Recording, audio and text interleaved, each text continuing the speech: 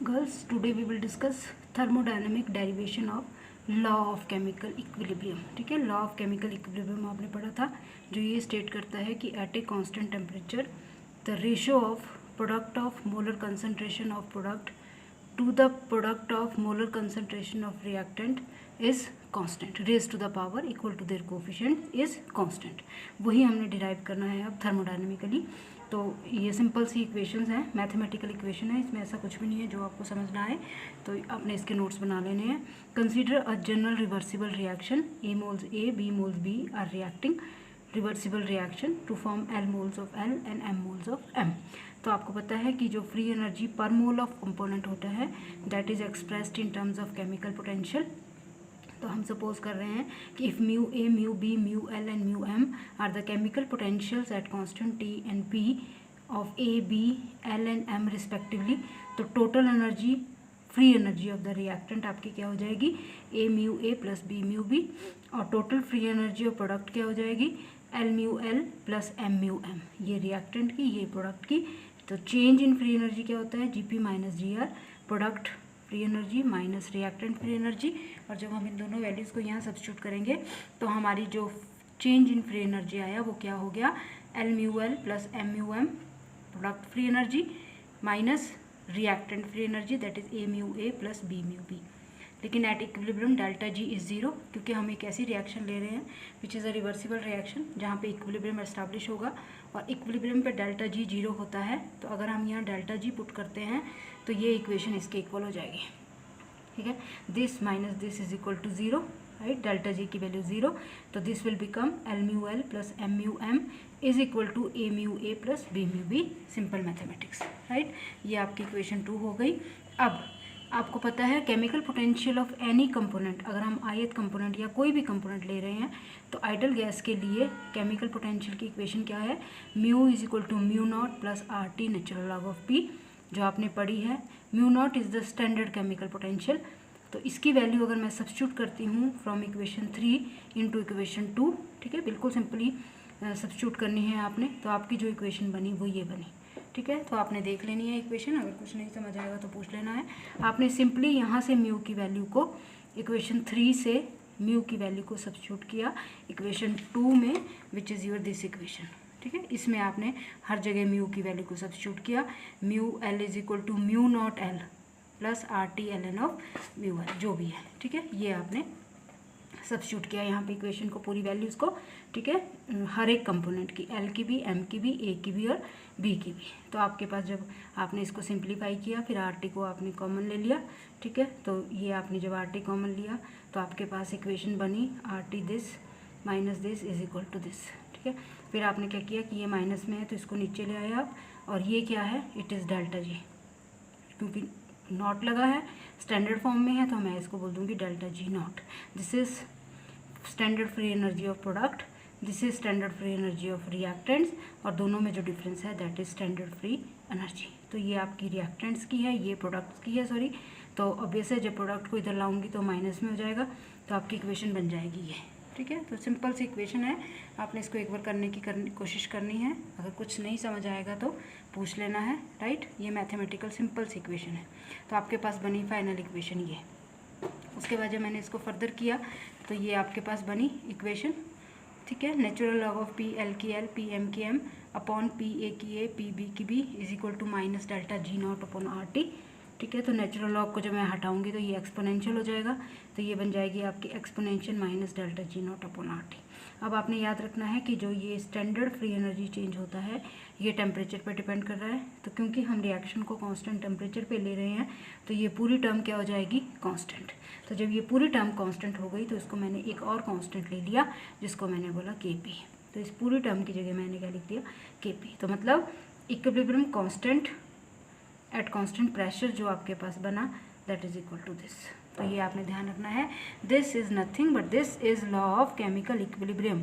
जो आपने ये बोला था कि partial ratio of partial pressure of product to the मतलब आप इसको अगर कंसंट्रेशन के टर्म में बोलते हैं तो आप बोलते हैं ratio of product of molar concentration of product to the product of molar concentration of reactant is constant. अगर मैं इसी को पार्शियल प्रेशर के टर्म में बोलती हूँ तो मैं क्या बोलूँगी, मैं बोलूँगी ratio of product of partial pressure of products to the partial pressure of reactant is constant. ठीक है, तो ये पार्शियल प्रेशर के टर्म में आया। इसी को जब मैं कंसंट्रेशन के टर्म में लिखूंगी, ठीक है, तो law of chemical equilibrium in terms of partial pressure, तो आपके पास ये इक्वेशन बनी, ये आया इन टर्म्स ऑफ पार्शियल प्रेशर। इसी को अब आपने खुद निकालना है इन टर्म्स ऑफ कंसंट्रेशन। तो आपको पता ही है कंसंट्रेशन के टर्म में क्या हो जाएगा, मोलर कंसंट्रेशन Cl की L, Cm की M या Ca की A या Cb की B। अगर मोलर कंसंट्रेशन के टर्म में बोलना है तो स्क्वायर ब्रैकेट लगानी है। ठीक है, तो वहाँ पे आपने क्या इक्वेशन लेनी है, जैसे यहाँ पार्शियल प्रेशर के लिए आपने इक्वेशन ली mu is equal to mu naught plus R T natural log of P, तो कंसंट्रेशन के लिए आप क्या यूनिट लेंगे, mu is equal to mu naught plus R T ln of C. ठीक है, इसको वहाँ पुट करेंगे तो आपके पास इक्वेशन बन जाएगी ये। और ये किस टर्म में आई, ये आई पार्शियल प्रेशर के टर्म में। जब आप इसको यूज़ करेंगे तो किस टर्म में आ जाएगी, कंसंट्रेशन के टर्म में। तो क्या आएगी आपकी कंसंट्रेशन के टर्म में, Cl की L, Cm की M अपॉन Ca की A, Cb की B is equal to constant and that is equal to Kc। ठीक है, तो जब इसी तरह से जब मैं इसको मोल फ्रैक्शन के टर्म में निकालूंगी तो क्या यूज़ करूंगी मैं, mu is equal to mu naught X plus R T natural log of X. ठीक है, तो वो किसकी टर्म में आ जाएगा, मोल फ्रैक्शन के टर्म में। तो आपने पजल नहीं होना, आपको मैंने सिंपल बोला है करने को कि जिस तरह से मैंने निकाला थर्मोडायनेमिकली, निकाला law of chemical equilibrium in terms of partial pressure. ये जो मैंने निकाला ये मैंने थर्मोडायनेमिकली डिराइव किया law of chemical equilibrium in terms of partial pressure. आपने इसी को ड्राइव करना है इन टर्म्स ऑफ कंसंट्रेशन, आपने इसी को ड्राइव करना है in term of partial pressure, in term of mole fraction. ठीक है, तो बोलना क्या है, मतलब कि जब पार्शियल प्रेशर की टर्म में डिराइव किया तो मैंने इक्वेशन ली ये वाली, और जब कंसंट्रेशन की टर्म में ड्राइव करूंगी तो मैं इक्वेशन लूँगी ये वाली, और जब मोल फ्रैक्शन की टर्म में ड्राइव करूंगी तो मैं इक्वेशन लूँगी ये वाली। बाकी सेम सब कुछ वही होगा, मोल फ्रैक्शन में x लेंगे, कंसंट्रेशन में आप c लेंगे। ठीक है, तो ये आपने खुद कर लेनी है, that is derivation of thermodynamically law of chemical equilibrium. और उसके बाद नेक्स्ट आपने जो करना है that is relationship between equilibrium constant and free energy change. ठीक है, उसी तरह से रिलेशनशिप निकालनी है अब आपने इक्विलिब्रियम कांस्टेंट के और फ्री एनर्जी चेंज के बीच में। तो हमने एक रिएक्शन ली जिसमें आपको पता है delta G naught is minus R T natural log of, ये है इन टर्म्स ऑफ पार्शियल प्रेशर, जो मैंने कहाँ से ली, अभी आपने डिराइव की थी ये पीछे। ठीक है, दिस इक्वेशन, ये वाली इक्वेशन आपने यहाँ डिराइव किया है। ठीक है, तो इसी को जब मैंने रीअरेंज किया तो delta G not minus R T, ठीक है, इसी इक्वेशन को जब मैंने रीअरेंज किया तो मेरी इक्वेशन बन गई ये, delta G naught is minus R T natural log of P L की एल, पी एम की एम, पी ए की ए, पी बी की बी। ठीक है, ये पीछे से ली इक्वेशन। तो ये क्या है, तो इसको जब मैं करूँगी तो मैं क्या लिखूँगी, इसको क्या बोलूँगी मैं, इट इज़ के पी। ठीक है, इट इज़ के P that is equilibrium constant in terms of partial pressure. तो मैंने क्या किया, इसको ये हो गया delta G naught is minus R T natural log of के पी, इसकी जगह मैंने के पी पुट कर दिया। तो this is the relationship between standard free energy change and equilibrium constant. ठीक है, ये राइट। उसी तरह से जब कंसंट्रेशन हो जाएगी तो इक्वेशन क्या हो जाएगी, delta G naught is minus R T natural log of के सी, और जब मोल फ्रैक्शन की टर्म में लेंगे तो इक्वेशन बन जाएगी delta G naught is minus R T natural log of K X. Right, तो ये है relationship between equilibrium constant and free energy change. This is standard free energy change, it is related to equilibrium constant. अगर partial pressure की term में है तो ये equation बनेगी, अगर कंसंट्रेशन की टर्म में है तो ये इक्वेशन बनेगी, और अगर मोल फ्रैक्शन की टर्म में है तो ये इक्वेशन बनेगी।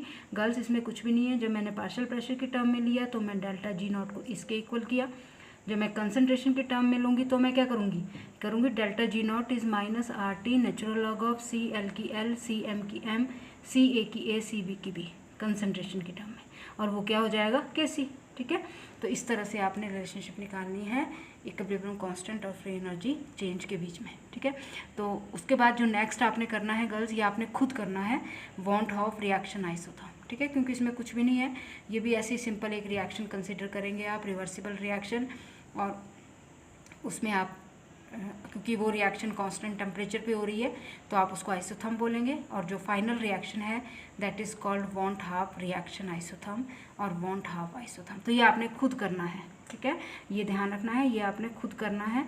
अगर नहीं आपको कोई पॉइंट समझ आएगा, कोई डेरिवेशन समझ आएगी तो आपने पूछनी है, अदरवाइज़ मुझे नहीं लगता कि इसमें ऐसा है कुछ जो आपको ना समझ आए, तो आपने ये खुद करना है, वॉन्ट हाफ रिएक्शन आइसोथर्म। अब जो नेक्स्ट मैं डिस्कस करूँगी आपके साथ girls, that is Le Chatelier's principle. ये मैं नेक्स्ट वीडियो में डिस्कस करूँगी, ली चैटलियर्स प्रिंसिपल। तो आपने देख लिया आज जो हमने किया that is thermodynamic derivation of law of chemical equilibrium. ये जो लॉ ऑफ केमिकल इक्विलिब्रियम था जो ये बोलता था कि अगर कंसंट्रेशन की टर्म में है ये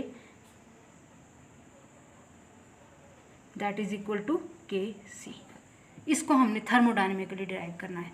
जैसे पहले मैंने डिराइव किया इन टर्म्स ऑफ प्रेशर, ठीक है, फिर मैंने आपको बोला कि आपने ड्राइव करना है इन टर्म्स ऑफ कंसंट्रेशन, फिर आपने ड्राइव करना है इन टर्म्स ऑफ मोल फ्रैक्शन, ठीक है। तो आपने देख लेना है, इनको कर लेना है और नोट्स बना लेने हैं। नेक्स्ट वीडियो में I will discuss Le Chatelier's principle. Thank you.